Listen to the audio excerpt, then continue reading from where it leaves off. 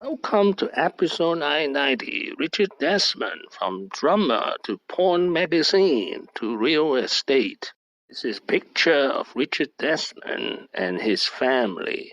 This is an outline of episode 990. No ethics, purely commercial interests. What interest, if any, do you have in ethical standards within your papers, or is that purely a matter for the editors? Well, ethical, I can't know what the word means, but perhaps you'd explain what the word means, ethical. I may be wrong, but it was largely because it was commercially attractive. It was a business opportunity. Of course, in the same way as Channel 5. He was born in London in 1951 to Jewish family. His father was a senior account executive at the cinema advertising firm Dean and Pearl. You remember a fat and lonely childhood. After his father lost his money after suffering from an ear infection that left him deaf, his parents divorced when he was 11. At age 14, he dropped out of school to become a drummer. Well, he wasn't a successful musician, but by age 21, he owned 2 record shops. His turning point came in 1983 when he took on the UK license for Penthouse, and he became known as the Porn Baron. Patient Bates is his other porn publication. In 1993, he got into more respectable publication with OK Magazine, which featured celebrity gossips. In November 2000, he acquired Express newspaper for £125 million.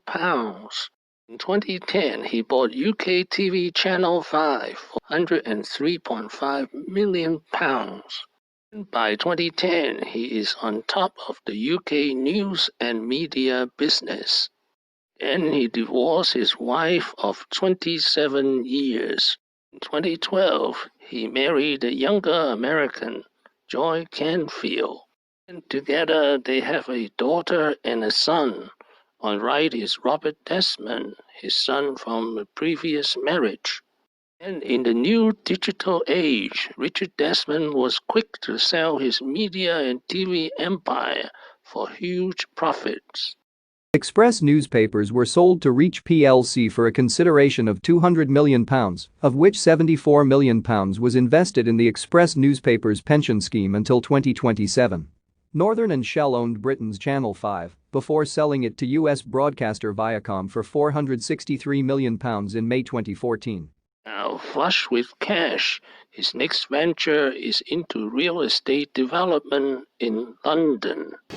Robert Jenrick now admits his decision to give permission for Richard Desmond to build 1,500 apartments at this East London site was unlawful, but insists it was not as a favour and he won't be resigning. Labour wants the matter investigated. I think there needs to be a Cabinet Office inquiry into his behaviour. This has turned into a judgment call on the Prime Minister. He says the matter's closed. It obviously isn't. It was at this Conservative Party fundraiser in November, attended by Boris Johnson, where the Housing Secretary sat next to the former editor of the Daily Express and discussed his housing proposal. In the days after the dinner, Richard Desmond messaged Robert Jenrick, "We appreciate the speed as we don't want to give Marxists loads of dough for nothing."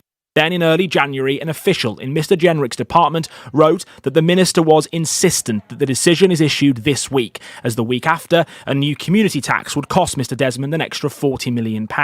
On the 14th of January, Mr Jenrick then gave planning permission for the project the day before the new tax came in. And in late January, Mr Desmond donated £12,000 to the Conservative Party. You got the outrage of the public with the Tories or the Conservatives from saving £40 million of tax. Thank you for watching. Please subscribe and leave your questions and comments below. My next video will be Richard Desmond, 8 lessons. Wishing everyone peace and prosperity.